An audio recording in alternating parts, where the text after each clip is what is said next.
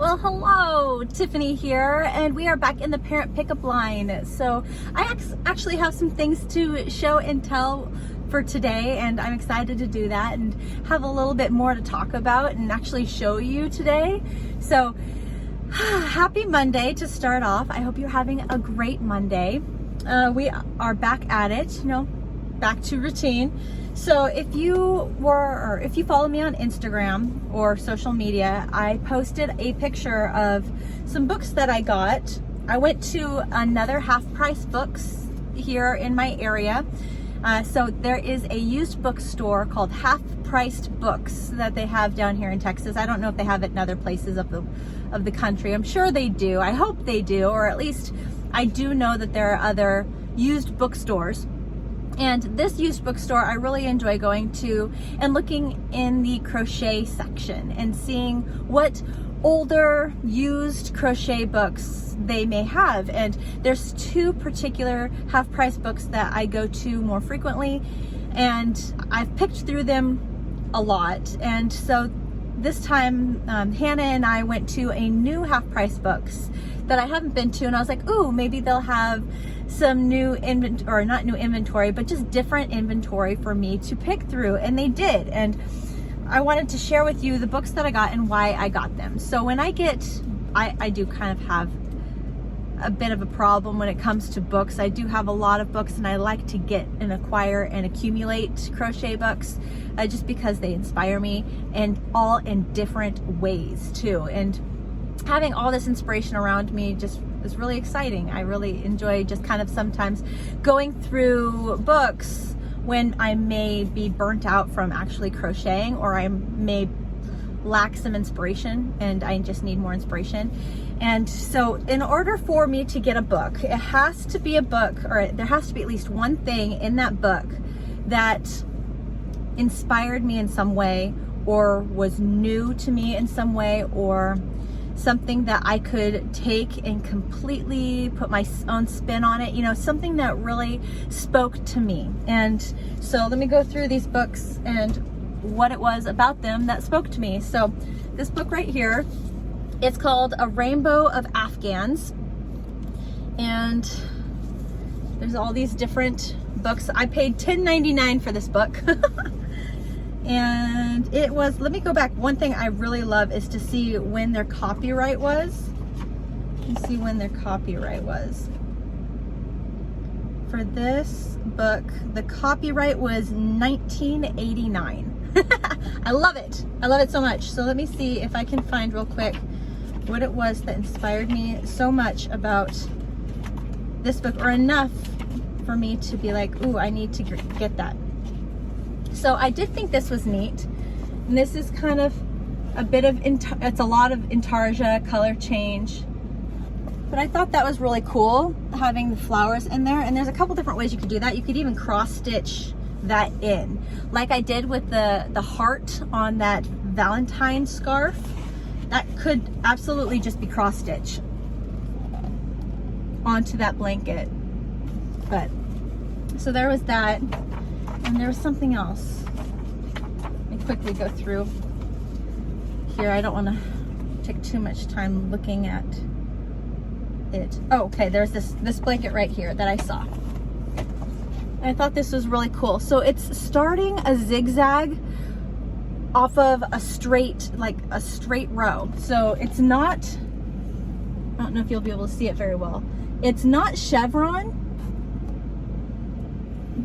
but it has that zigzag diagonal kind of thing going on. And I was like, that's really cool. I want to play with that.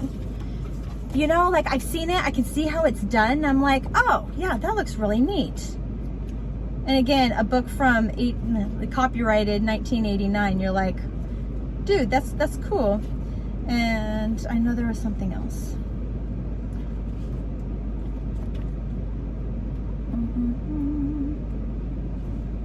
Okay, and then this was the other thing. And this is something that I want to just point out, is the colors turn people off. A lot of times when a book is dated and it's very you could tell what decade that the projects were from. It turns people off instantly, but what I like is I see what is done. I'm like, if I change the colors or if I change the yarn fiber, it would be a completely different blanket that would have new inspiration and new fun, a new fun spin on it. So there's this one right here, and it's not necessarily the whole blanket that I liked, but just this turquoise blue section. If you can see it without a glare, how it has those diamonds or those triangles in it. I thought that would make a really cool scarf. I was like, that's neat. But I just took that turquoise section. I was like, oh, that's really cool. And so I want to do something with that.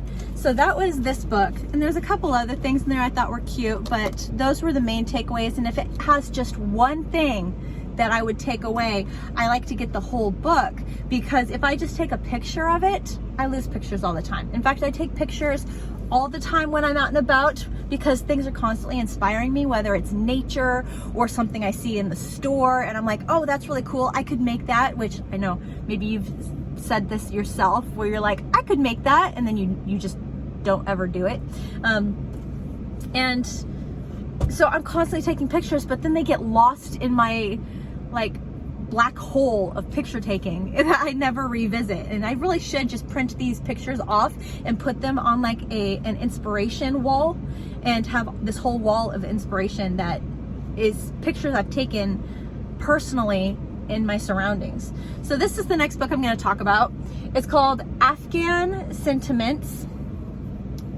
It looks really dated. It was $6.99 from Half Price Books. And its copyright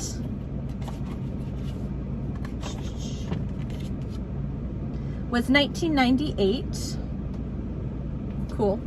And what I think is so funny about this book is it's very almost stereotypical crochet, stereotypical like grandma crochet, like stuff that it's like, who would actually make that, slash I don't know, there's just a lot of it where I see it and I'm like, that's not represented. Like, so this is cute, this blanket right here is super cute, but the picture they took, let me see, make sure you can see it and there's no glare. But the picture they took of it has this vignette, this white vignette around it, and it looks very dated with the flowers, the bow, the stuffed animals, the toys, all the extra stuff around it. It's just like, no, no. But the blanket itself is super cute. And I'm like, gosh dang, even those colors, you just take that blanket and update the room and the decor that's around it, and it would be a completely different feel, and people might be even more interested in actually making it. But let me quickly go through what caught me. Let me see if I can find it. Where are you? Okay, so it was this book that they were taking regular granny squares, like the easy basic granny square, and making it small and using different colors to create a design. And I was like, that's so brilliant. So here is the blanket. Again, they're using that super easy granny square. They just changed the colors and the way they put it together and joined them, created a really cool pattern. And I was like, oh my gosh, that's awesome, because this is something that an absolute beginner crocheter, or the joining of it might be a little more tricky for an absolute beginner, but an easy blanket that could lead to a lot of diversity. Let me show you another one I thought was really cool, based on this same thing. Digging. So they were able to take those granny squares and create shapes, actual pictures. with them. Oh, they got a Christmas section. I'll dive into the Christmas section to show you. Come on.